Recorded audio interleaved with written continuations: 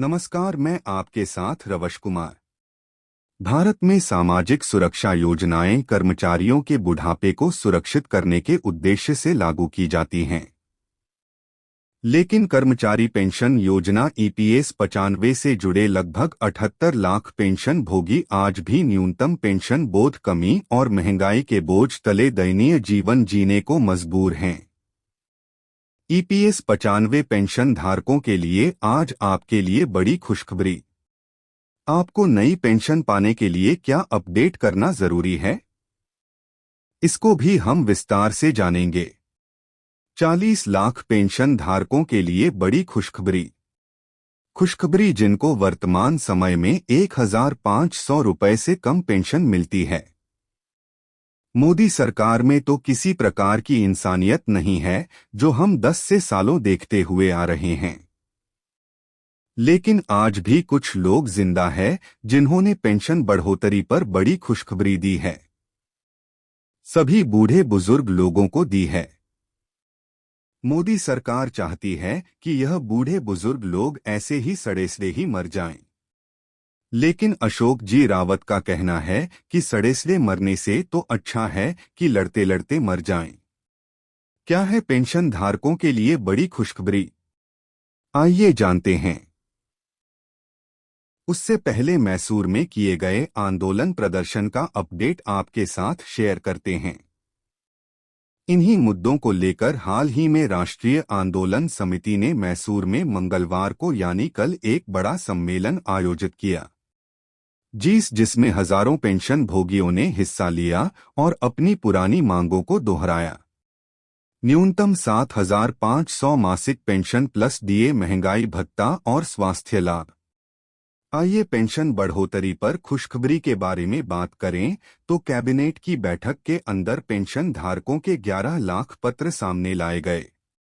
संसद के मानसून सत्र में वित्त मंत्री निर्मला सीतारमण द्वारा इस पेंशन बढ़ोतरी पर एक आश्वासन दिया गया है कि इसी महीने आपके पेंशन बढ़ोतरी होगी। 40 लाख ईपीएस 95 के पेंशन धारकों को बड़ा तोहफा दिया जाएगा, जिनको 1,500 रुपए से कम पेंशन मिलती है। हम सभी को बड़ा तोहफा वित्त मंत्री श्रीमती निर्मला सीतारमण के द्वारा दिया गया है। यह बजट इसी महीने पेश किया जाएगा सभी पेंशन धारकों के सामने। अभी तक पेंशन धारकों को सिर्फ आश्वासन मिला है, जो आश्वासन मोदी जी ने 2022 में कमांडर अशोक रावत को भी दिया था। इसका तो हल आज दिन तक नहीं निकला। मैसूर आंदोलन प्रदर्शन में और क्या-क्या वार्तालाप हुई, इसके बारे में जानते हैं। कर्मचारी पेंशन योजना ईपीएस 95 की राष्ट्रीय आंदोलन समिति एनएससी के सदस्यों ने मंगलवार को शहर में एक सम्मेलन आयोजित किया। इस सम्मेलन में मैसूरू, मांडिया, चामराजनगर, कोडागू सहित विभिन्न जिलों से 1,000 से अधिक ईपीएस सदस्य शामिल हुए। सम्मेलन में सदस्यों ने लंबे समय से लंबित मांगों पर जोर देते हुए न्यूनतम 7,500 रुपए मासिक पेंशन और महंगाई भत्ता लागू करने की सरकार से अपील की। एनएससी के राष्ट्रीय अध्यक्ष अशोक राउत ने सभा को संबोधित करते हुए कहा कि जब तक यह मांगे पूरी नहीं होती तब तक आंदोलन जारी रहेगा। उन्होंने कर्मचारी भविष्य निधि संगठन ईपीएफओ और श्रम मंत्रालय के अधिकारियों के साथ हाल ही में हुई बैठक का उल्लेख करते हुए विश्वास जताया कि सरकार द्वारा जल्द ही सकारात्मक निर्णय लिया जा सकता है। सम्मेलन को संबोधित करते हुए एनएससी के मैसूर डिवीजन के उपाध्यक्ष हचप्पा ने कहा कि अधिकारियों से मिले आश्वासन के बाद अगले महीने दिल्ली में प्रस्तावित हड़ताल को स्थगित कर दिया गया है। उन्होंने बताया कि वर्तमान में देश भर में लगभग 78 लाख ईपीएस 95 पेंशन भोगी हैं, जिनमें से कई ने 3,035 साल सेवा करने के बावजूद मात्र 1,000 रुपए जैसी न्यूनतम पेंशन पाई है। उन्होंने कहा कि आसमान छूती महंगाई और स्वास्थ्य देखभाल की बढ़ती लागत के बीच पेंशन भोगियों की स्थिति दयनीय है। इसलिए 7,500 रुपए प्लस डीए और स्वास्थ्य सुविधाओं की मांग पूरी तरह से न्यायोचित है। साथ ही समिति ने यह भी मांग की कि पेंशन भोगी की मृत्यु के बाद नामांकित व्यक्ति को पूरी पेंशन मिले, क्योंकि वर्तमान व्यवस्था में आधी पेंशन ही दी जाती है। सम्मेलन के दौरान वक्ताओं ने यह भी बताया कि अनेक सेवानिवृत्त कर्मचारियों को अब भी ईपीएस पेंशन का आवेदन करने की प्रक्रिया की जानकारी नहीं है।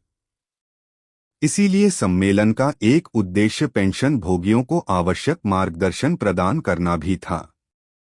हचप्पा ने उच्चतम न्यायालय के फैसले के बाद उपलब्ध उच्च पेंशन विकल्प का उल्लेख करते हुए कहा कि इसकी प्रक्रिया जटिल है और पेंशन राशि को लेकर भी कोई स्पष्टता नहीं है।